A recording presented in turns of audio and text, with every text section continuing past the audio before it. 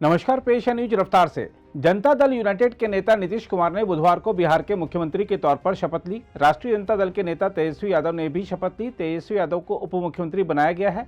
शपथ ग्रहण करने के बाद नीतीश कुमार ने कहा कि प्रधानमंत्री नरेंद्र मोदी के नेतृत्व वाली केंद्र सरकार को साल 2024 के लोकसभा चुनाव के बारे में चिंता करनी चाहिए।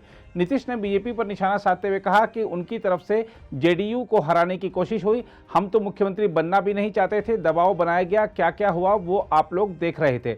वहीं बीजेपी नेता सुशील कुमार मोदी ने कहा कि बिहार की नई सरकार 2025 में अपना कार्यकाल पूरा करने से पहले ही गिर जाएगी। सुशील मोदी ने कहा कि नीतीश कुमार ने प्रधानमंत्री नरेंद्र मोदी और राष्ट्रीय जनतांत्रिक गठबंधन को वोट देने वाली बिहार की जनता का अपमान किया है। इस बीच बिहार बीजेपी ने नीतीश कुमार के खिलाफ विरोध प्रदर्शन किया और उन पर प्रधानमंत्री नरेंद्र मोदी से ईर्ष्या के चलते बिहार से विश्वासघात करने का आरोप लगाया। बिहार बीजेपी प्रदेश कार्यालय पर आयोजित इस महाधरना में बिहार के लगभग सभी बीजेपी सांसदों और विधायकों ने हिस्सा लिया। इस दौरान पार्टी नेताओं ने नीतीश कुमार के खिलाफ जमकर नारेबाजी की और उनके द्वारा जनता और बीजेपी से किए गए कथित विश्वासघात के खिलाफ जिला और प्रखंड स्तर पर आंदोलन करने की घोषणा भी की। चुनावी रणनीतिकार प्रशांत किशोर ने कहा है कि बिहार के मुख्यमंत्री नीतीश कुमार बीजेपी के साथ गठबंधन में असहज महसूस कर रहे थे और इसी वजह से उन्होंने दूसरे दलों के साथ गठबंधन करने का फैसला किया। कभी नीतीश कुमार के करीबी माने जाने वाले प्रशांत किशोर ने कहा कि बिहार में राजनीतिक घटनाक्रम का असर फिलहाल राज्य तक ही सीमित रहेगा। उन्होंने कहा कि अल्पावधि में राष्ट्रीय स्तर पर इस बदलाव का कोई असर देखने की संभावना नहीं है। प्रशांत किशोर ने पटना में समाचार चैनल से कहा 2017 से 2022 तक वह बीजेपी के साथ थे, लेकिन कई कारणों से मैंने नीतीश कुमार को कभी सहज नहीं पाया। उन्होंने सोचा होगा कि क्यों ना महागठबंधन के साथ प्रयोग किया जाए।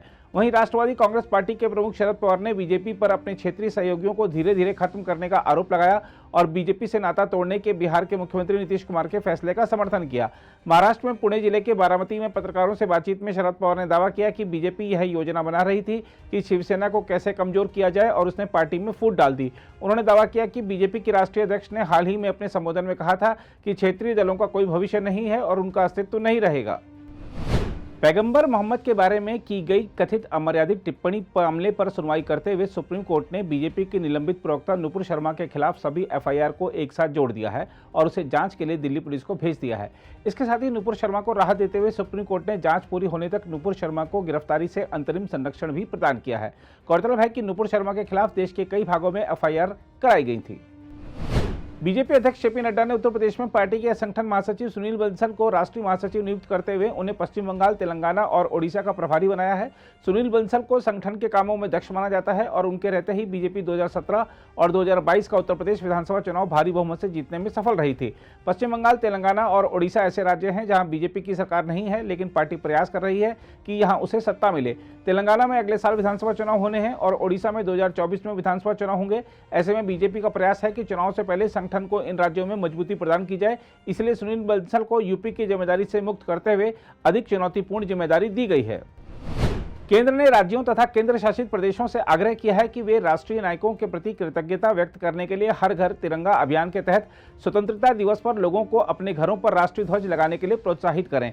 उल्लेखनीय है कि प्रधानमंत्री मोदी ने मन की बात कार्यक्रम में बताया था कि भारत की आज़ादी की 75वीं वर्षगांठ के उपलक्ष्य में आज़ादी का अमृत महोत्सव कार्यक्रम के तहत 13 से 15 अगस्त के बीच एक विशेष अभियान हर घर तिरंगा का आयोजन किया जा रहा है। उन्होंने अभियान के दौरान लोगों से अपने घर पर राष्ट्रीय ध्वज लगाने का आग्रह किया था। कांग्रेस के पूर्व अध्यक्ष राहुल गांधी ने अपनी बहन और पार्टी महासचिव प्रियंका गांधी वाड्रा के कोरोना वायरस से संक्रमित होने के चलते अपना प्रस्तावित राजस्थान दौरा फिलहाल रद्द कर दिया है।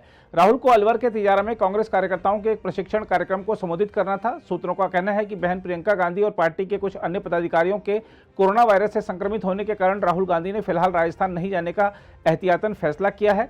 सूत्रों के अनुसार राहुल गांधी अपनी भी कोविड जाँच करा सकते हैं।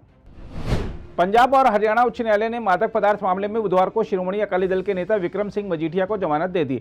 मजीठिया के एक वकील अर्शदीप सिंह क्लेर ने बताया कि न्यायमूर्ति एमएस रामचंद्र राव और न्यायमूर्ति सुरेश्वर ठाकुर की खंडपीठ ने यह फैसला सुनाया है। मजीठिया ने 20 फरवरी को राज्य के विधानसभा चुनाव के बाद आत्मसमर्पण कर दिया था। वह फिलहाल पटियाला जेल में बंद है। पूर्व मंत्री मजीठिया के खिलाफ कांग्रेस सरकार के दौरान पिछले साल 20 दिसंबर को एनडीपीएस अधिनियम के तहत मामला दर्ज किया गया था। अफ्रीका के सुरक्षा विशेषज्ञ मार्टिन नेवी ने संयुक्त राष्ट्र सुरक्षा परिषद को आगाह किया है कि अफ्रीका में इस्लामिक स्टेट आतंकवादी संगठन का खतरा हर दिन बढ़ रहा है और यह महाद्वीप उसकी खिलाफत का भविष्य हो सकता है। मार्टिन नेवी ने कहा कि इस्लामिक स्टेट ने अफ्रीका में अपना दबदबा बढ़ाया है और कम से कम 20 देश आतंकवादी संगठन की गतिविधियों का प्रत्यक्ष तौर पर अनुभव कर रहे हैं तथा 20 से अधिक अन्य देशों का इस्तेमाल धन तथा अन्य संसाधन जुटाने के लिए किया जा रहा है। दुनिया की सबसे पुरानी फुटबॉल प्रतियोगिताओं में से एक डूरंड कप 16 अगस्त से 3 शहरों में खेला जाएगा, जिसका स्पोर्ट्स 18 पर सीधा प्रसारण होगा। डूरंड कप का 131वां संस्करण 16 अगस्त से 18 सितंबर के बीच कोलकाता, गुवाहाटी और इम्फाल में खेला जाएगा। इसमें कुल 20 टीमें भाग लेंगी, जिसमें इंडियन सुपर लीग की 11 टीम, आई लीग की 5 टीम और सेना की 4 टीम शामिल हैं। विज्ञप्ति के अनुसार इस टूर्नामेंट का स्पोर्ट्स 18 ST एवं HT और स्पोर्ट्स 18 खेल पर सीधा प्रसारण किया जाएगा। डूरंड कप से भारतीय फुटबॉल का नया सत्र भी शुरू होगा। इसका पहला मैच मोहम्मडन स्पोर्टिंग और FC गोवा के बीच 16 अगस्त को खेला जाएगा।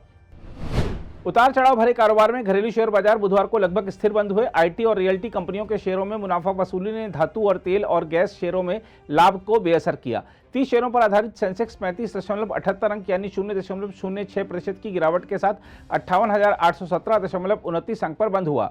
वहीं नेशनल स्टॉक एक्सचेंज का निफ्टी 9.65 अंक यानी 0.06% की हल्की बढ़त के साथ 17,534.75 अंक पर बंद हुआ।